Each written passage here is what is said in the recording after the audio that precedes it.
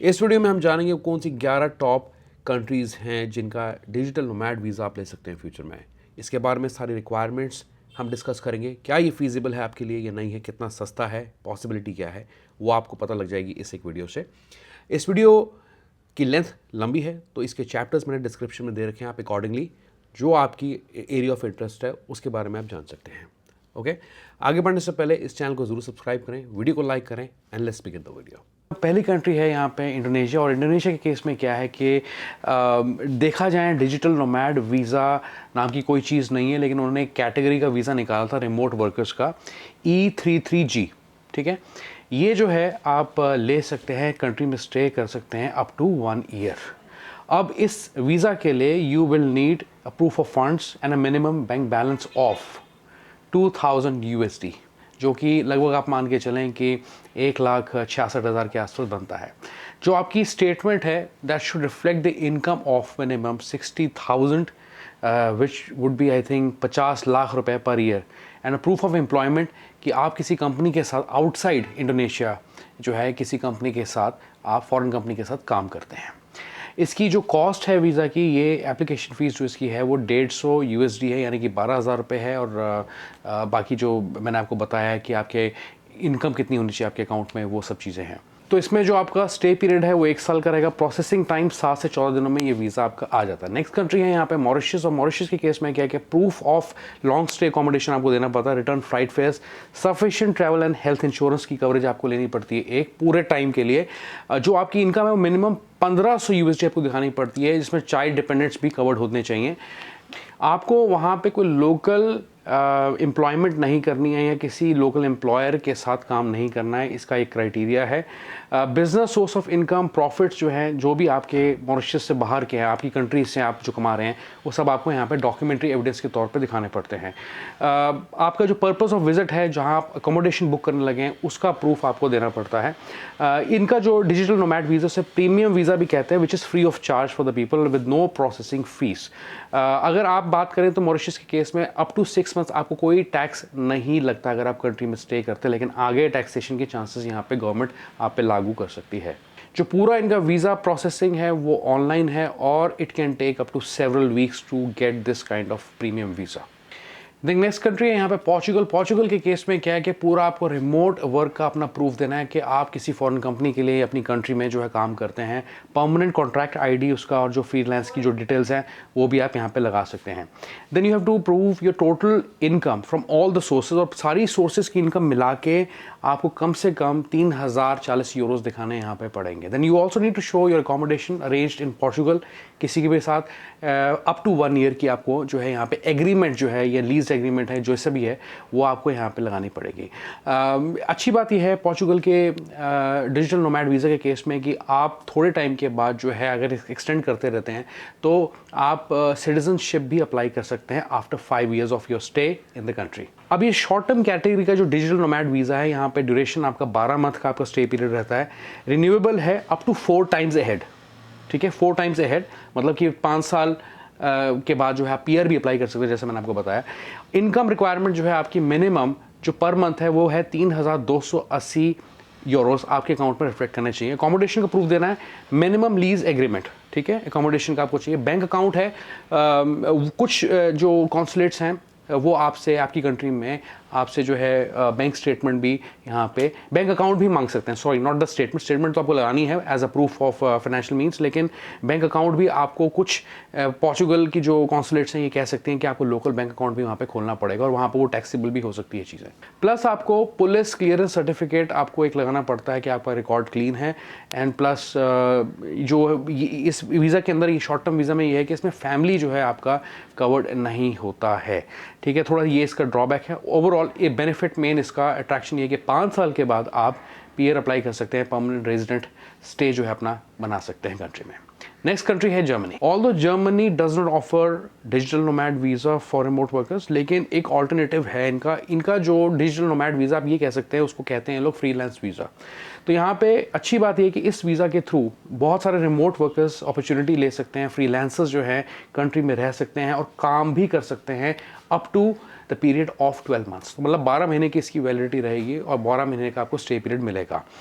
जो एलिजिबल हैं लोग, वो उनकी एज मिनिमम 16 साल से लेकर मैक्सिमम 57 साल 57 ईयर्स की होनी चाहिए, ठीक है। But again it does not allow you for self employment और freelance work locally in the country, और you shouldn't be employed with German companies. इसमें ये क्राइटेरिया है। अपना आप कोई भी काम कर सकते हैं रिमोटली, आप बिजनेस चला रहे हैं, आप कोई व्लॉगिंग कर रहे हैं, आप कुछ कर रहे हैं, वो सब चीज़ें हो सकती हैं, लेकिन वहाँ पे लोकल एम्प्लॉयर के साथ आपको काम करने की इजाज़त इस काइंड ऑफ वीज़ा में नहीं है। प्लस आपको एक हेल्थ इंश्योरेंस लगानी पड़ती है। जितने भी टाइम के लिए आप वहाँ रह रहे हैं उतने टाइम की आपको हेल्थ इंश्योरेंस जो कवरेज है वो दिखाना चाहिए। एक मैं आपको रिकमेंड कर सकता हूँ, that is safety wing nomad travel insurance.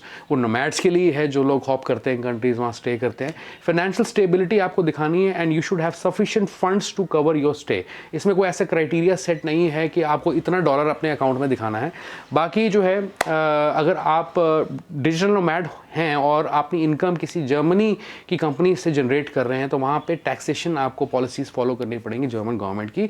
जो वीज़ा की कॉस्ट है यहाँ पे 75 यूरोज़ है and you again stay up to 1 year, लेकिन it is also extendable. The good thing is up to 3 years. Next country है ग्रीस, जो कि नॉन EU रेजिडेंट्स को भी डिजिटल नोमैड वीज़ा प्रोवाइड करती है। यहाँ पे आपको अपना प्रूफ ऑफ एम्प्लॉयमेंट दिखाना है। जिस कंपनी के साथ काम करते हैं आप, इंडिपेंडेंट काम करते हैं तो आपको उसका प्रूफ दिखाना है, along with your financial stability और अकोमोडेशन अरेंजमेंट्स, कि आप उस कंट्री में जो है इतने टाइम के लिए रहेंगे। उसकी जो बुकिंग्स हैं आपको दिखानी पड़ सकती है, लीज एग्रीमेंट दिखाना पड़ सकता है। वीज़ा की कॉस्ट है 75 यूरोज़ और आप 1 साल के लिए, जैसे कहा आपको कि आप 1 साल के लिए रह सकते हैं। प्रोसेसिंग टाइम इसमें ज़्यादा नहीं लगता। अच्छी बात ये, it can take up to 2 weeks to a month, 2 हफ्ते या पूरा 1 महीना लग सकता है। जो डिजिटल नोमैड वीज़ा है that is valid for 1 year, ध्यान रहे इस चीज़ का। अच्छी बात यह है कि इसकी वैलिडिटी एक्सपायर होने से पहले आप एक्सटेंड भी कर सकते हैं। आपको वेट नहीं करना है या कंट्री छोड़ के जाने की ज़रूरत नहीं है। बैठे बैठे आप अपना वीज़ा एक्सटेंड कर सकते हैं। जो 50% आपकी जो इनकम है उस पर आपको ग्रीस की गवर्नमेंट टैक्स डिस्काउंट भी प्रोवाइड करती है फॉर एटलीस्ट 2 ईयर्स, पहले 2 साल के लिए। Visa free you get benefits इसके ये हैं और कि वीज़ा फ्री एक्सेस मिलता है आपको 26 यूरोपियन कंट्रीज़ का शेंगन एरिया के अंदर, where in you can spend at least 6 months of your visa validity period increase. बस इसका ड्रॉबैक ये रहता है कि you can do any kind of work, लेकिन किसी भी ग्रीक एम्प्लॉयर के साथ या क्लाइंट्स के साथ आप वहाँ लोकली काम नहीं कर सकते। कुछ और चीज़ें इसके बारे में कि जो आपकी इनकम है मिनिमम पर मंथ की, वो आपको 3500 यूरोज़ दिखानी है अपने अकाउंट के अंदर, ठीक है। अगर आप स्पाउस को या डिपेंडेंट्स को लेके आते हैं तो उसमें आपको जो मिनिमम इनकम है पर मंथ दिखानी वो है 4830 यूरोज़ की, ठीक है। या आप एक बच्चे को साथ में लेके जाते हैं। Yes of course you are allowed to work remotely. You should have clean criminal background, तो उसका भी आपको सर्टिफिकेट देना पड़ेगा। पुलिस सर्टिफिकेट होता है जैसे कि। हेल्थ इंश्योरेंस जैसे आपको बताया वो, और ओरिजिनल पासपोर्ट और पुराना पासपोर्ट भी आपको यहाँ पे लगाना पड़ेगा अलॉन्ग विद द कॉपीज। और उसकी जो वैलिडिटी है पासपोर्ट की वो कम से कम मिनिमम 6 महीने की यहाँ पे होनी चाहिए। नेक्स्ट कंट्री यहाँ पे बहामास, और बहामास के केस में अच्छी बात यह है कि 1 साल का स्टे पीरियड के अलावा आप मल्टीपल एंट्रीज कर सकते हैं, यानी कि मल्टी एंट्री वीज़ा होगा सॉर्ट ऑफ। इसमें आपको अपना एम्प्लॉयमेंट का प्रूफ दिखाना होता है, फाइनेंशियल स्टेबिलिटी दिखानी है और मेडिकल कवरेज एक देनी है। इसकी जो कॉस्ट है प्रोसेसिंग फीस है वो 25 USD है with additional fees for dependents, अगर आपके साथ कोई और लोग जाते हैं। वैलिड पासपोर्ट आपके पास होना चाहिए, उसकी वैलिडिटी 6 महीने की। जितने भी रिमोट वर्कर्स हैं they are suppose to provide the proof of remote work, या फ्रीलांसर उसका प्रूफ देना होता है।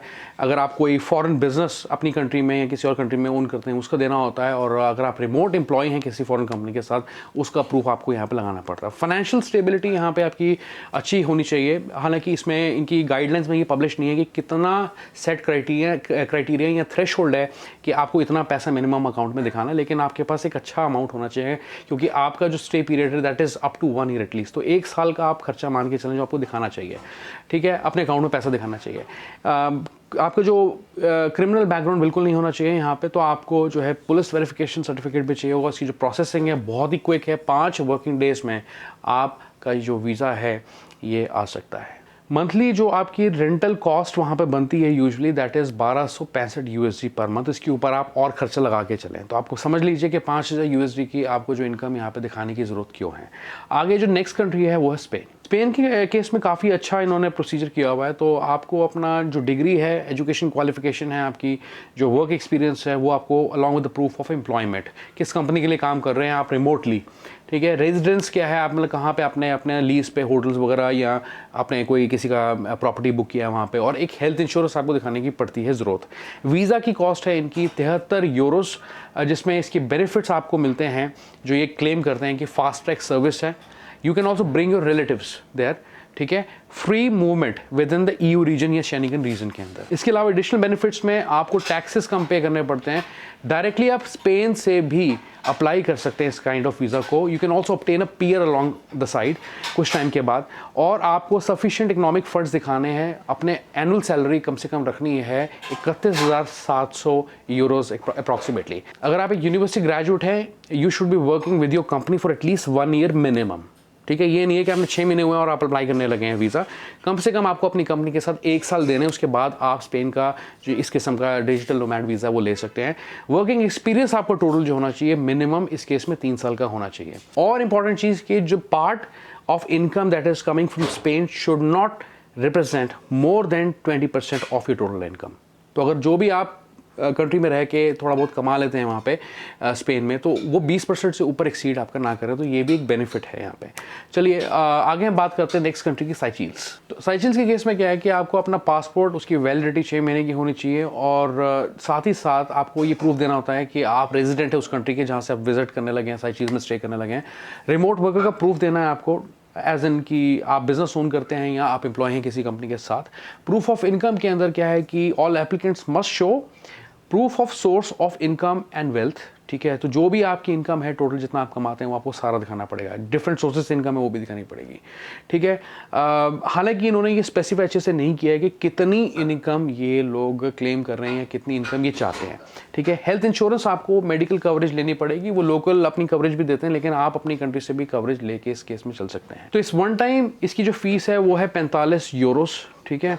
और जैसे बताया आपको डॉक्यूमेंट्स फिर से बताता हूँ, passport, proof of income, proof of accommodation, proof of health insurance, evidence आपकी ऑनवर्ड ट्रैवल की, इसके बाद आप कहाँ जाएंगे। उसके अलावा जो है आपको जो एक्सपेंसेस की अगर मैं बात करूँ, मंथली एक्सपेंसेस की विदाउट रेंट, वो आपके 1000 USD लग सकते हैं। विदाउट रेंट की बात करूँ, उसके ऊपर रेंट भी है, ठीक है। नेक्स्ट कंट्री है कोस्टा रिका केस में आपको मिनिमम जो फंड्स दिखाने हैं, मंथली इनकम अपनी दिखानी है, वो है वो 3000 USD per month, which you are earning outside of Costa Rica, ठीक है। और जो है हायर साइड पे भी आप इसको थोड़ा सा लेके चल सकते हैं। मिनिमम 4000 USD आप दिखाएं तो ज़्यादा बेटर है इस केस में। आपको जो पेमेंट करनी पड़ती है इस वीज़ा के प्रोसेसिंग के लिए, वो 100 USD करनी पड़ती है, लगभग ये 10,000 के आसपास आप लगा के चलीजिए। एप्लीकेशन फॉर्म आपको भरना पड़ता है, और अपना जो फॉरेन नेशनल पासपोर्ट है जिसकी वैलिडिटी 6 महीने की होनी चाहिए, वो आपको यहाँ पे दिखानी पड़ती है। बाकी इसके अलावा बैंक स्टेटमेंट आपको यहाँ पे लगानी पड़ती है। और एक चीज़ का आपने इस केस में ध्यान रखना है कि आपके पास एफिडेविट भी होना चाहिए, declaring that the statements have been requested and obtained from the corresponding financial institution, ठीक है। तो ये जो है चीज़ आपको बैंक के थ्रू करानी चाहिए, बहुत आसान है, कर देते हैं। और आपको मेडिकल कवरेज जो है यहाँ पे वो भी एक लगाने की ज़रूरत पड़ेगी। इस सेगमेंट को रिकॉर्ड करने से पहले मैं वेट कर रहा था कि थाईलैंड कोई अनाउंसमेंट करें रिगार्डिंग डिजिटल नोमैड वीज़ा। तो डेस्टिनेशन थाईलैंड वीज़ा भी रिसेंटली इन्होंने लॉन्च किया है, और इसलिए मैं इस वीडियो को भी बाद में डाल रहा था। एनीवेज, इसके बारे में जो डिटेल्स हैं अभी मैं दे देता हूँ। वैसे डेडिकेटेड वीडियो है मेरे चैनल पर, अगर आप देखना चाहते हैं उस पर। तो यहाँ पर आपको जो रिक्वायरमेंट्स की अगर मैं बात करूँ, तो पासपोर्ट ओरिजिनल अपना जो होता है वो 2 फोटोग्राफ्स आपको लगानी होती है, पासपोर्ट साइज़। करंट लोकेशन मतलब कि आपका प्रूफ ऑफ एड्रेस जहाँ से आप अप्लाई कर रहे हैं उसका आपको देना पड़ता है। जो आपका फाइनेंशियल स्टेटमेंट है वो कम से कम 5 लाख थाई बाट यानी कि 10 लाख रुपए आपको अपने इंडियन बैंक अकाउंट में दिखाने पड़ेंगे। बैंक स्टेटमेंट के फॉर्म में पे स्लिप यानी कि प्रूफ ऑफ इनकम आपका जो रेगुलर है, मंथली है, वो आप दिखा सकते हैं यहाँ पे। पर्पस क्या है आपकी विजिट का? अब इसको लेने के लिए ना काफ़ी टाइप के लोग ले सकते हैं, जैसे कि डिजिटल नोमैड्स हो गए, रिमोट वर्कर्स, फ्रीलांसर्स हो गए, या पार्टिसिपेंट्स हो गए, किसी इवेंट में आप पार्टिसिपेट करने लगे हैं, किसी एक्टिविटी में जा रहे हैं, मुए थाई सीखने जा रहे हैं, या थाई कुकिंग क्लासेस ले रहे हैं आप, या स्पोर्ट्स ट्रेनिंग के लिए आप जा रहे हैं, इवेंट्स को अटेंड करने के लिए, सेमिनार्स को अटेंड करने के लिए जा रहे हैं, तो आप इस मतलब कि वीज़ा को ले सकते हैं। यहाँ पे आपको जो है प्लस मेडिकल ग्राउंड्स पे भी आप ले सकते हैं। अगर आपको कोई लंबे टाइम के लिए इलाज चलना है तो आप वो भी इस वीज़ा के बेसिस पे करा सकते हैं। अगर आपके साथ आपके स्पाउस हैं तो आपको उनका जो मैरिज सर्टिफिकेट है वो दिखाना पड़ेगा यहाँ पे। बच्चों के केस में आपको जो चाइल्ड बर्थ सर्टिफिकेट होता है, या अगर आपने किसी को अडॉप्ट किया बच्चे को, उसको आप लेके जाना चाहते हैं, तो आपको अडॉप्शन सर्टिफिकेट भी यहाँ पे दिखाना पड़ेगा। इसके बाद हम बात करते हैं कज़ाकिस्तान की, जिसने अभी रिसेंटली हाल ही में डिजिटल नोमैड रेजिडेंसी प्रोग्राम शुरू किया है। और ये जो प्रोग्राम है खासकर IT स्पेशलिस्ट के लिए जो है काफ़ी बेनिफिशियल है। इसमें जो वीज़ा आपको इशू किया जाएगा, फ्रीलांस वीज़ा, वो होगा B9 कैटेगरी का, which is that means in demand professions. अब क्या है यहाँ पे कि इसकी जो वैलिडिटी है वो 12 महीने की रहने वाली है, लेकिन आप फर्दर से एक्सटेंड भी कर सकते हैं। इसका जो एप्लीकेशन प्रोसेस है वो ऑनलाइन है, और आपको एक वहाँ पे IT एक्रेडिटेशन लेनी पड़ती है from Astana hub techno park. अगर हम टैक्सेशन की बात करें, यहाँ पे टैक्सेस आपको पे करने पड़ सकते हैं एज एन इंडिविजुअल और सोल प्रोप्राइटर। फ्लैट 10% का टैक्स रेट है, इनकम टैक्स रेट है 12 महीने के लिए, और मार्च 31 को आपको अपनी रिटर्न फाइल यहाँ पे करनी पड़ती है। इसकी जो कॉस्ट है लगभग कुछ 950 से 1729 बैठती है। डिपेंड करता है कि किस कैटेगरी का एप्लीकेंट वीज़ा अप्लाई कर रहा है, ठीक है ना। अब इसकी रिक्वायरमेंट्स, अगर डॉक्यूमेंट्स की मैं बात करूँ फटाफट से, तो कंप्लीटेड एप्लीकेशन फॉर्म यानी कि क्वेश्चनर आपको एक भरना पड़ता है ऑनलाइन। फिर इसके अलावा आपको चाहिए वैलिड पासपोर्ट, जिसकी वैलिडिटी होनी चाहिए 6 महीने की, और 2 ब्लैंक पेजेस होने ज़रूरी हैं पासपोर्ट पे। प्रूफ ऑफ एकोमोडेशन, कोई भी रेंटल कॉन्ट्रैक्ट आप दिखा सकते हैं, या अगर आपके पास ऐसा केस है कि आपके पास ओनरशिप है प्रॉपर्टी की, तो वो भी आप दिखा सकते हैं। अगर ऐसा नहीं है तो रेंटल कॉन्ट्रैक्ट आपको दिखाना है। इसके अलावा आपको इंटरनेशनल मेडिकल इंश्योरेंस कवरेज जो है वो लेके जानी है, जितने भी पीरियड के लिए आप वहाँ पे रहना चाहते हैं। इनफैक्ट अगर 12 महीने की वैलिडिटी है तो आप 12 महीने का मेडिकल कवरेज ज़रूर लेके जाएं। बैंक स्टेटमेंट आपको लगानी पड़ती है, बैंक से टेस्ट करा लें, ज़्यादा अच्छी बात है, नहीं तो आप डिजिटल कॉपी भी जो है लगा सकते हैं। इसके अंदर आपका जो नाम है, आपका एड्रेस और आपके जो अकाउंट बैलेंसेस हैं वो अच्छे से रिफ्लेक्ट करने चाहिए। Alright, thank you so much guys for watching this video. तो चैप्टर्स आप देख लें, और सारी चीज़ें मैंने आपको बता दी जितना मुझे पता था। इस चैनल को सब्सक्राइब करें, वीडियो को लाइक करें, और इस वीडियो को शेयर भी ज़रूर करें। Goodbye, take care.